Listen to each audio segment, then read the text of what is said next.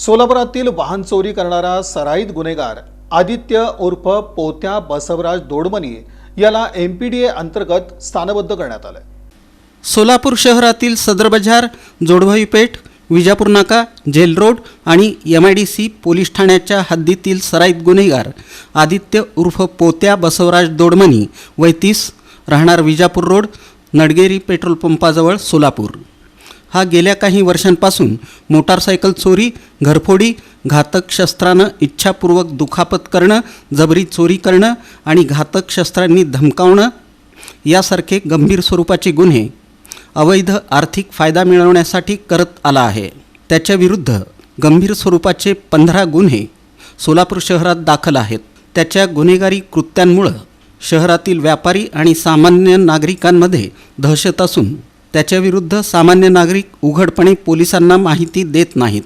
त्याच्या या गुन्हेगारी कृत्यामुळे सोलापूर शहरातील नागरिकांचं दैनंदिन जीवन विस्कळीत होऊन सार्वजनिक सुव्यवस्थेला बाधा निर्माण झाली आहे।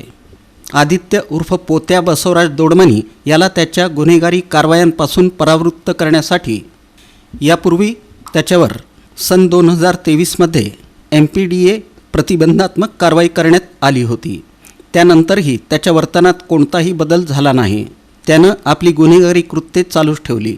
त्यामुळं त्याच्या गुन्हेगारी कृत्यांना वेळीच प्रतिबंध करण्यासाठी पोलीस आयुक्त M राजकुमार यांनी त्याच्याविरुद्ध MPDA अन्वये स्थानबद्धतेचे आदेश निर्गमित करून त्याला 19 ऑगस्ट रोजी स्थानबद्ध आदेशाची बजावणी करून त्याची रवानगी पुण्यातील येरवडा कारागृहात करण्यात आली।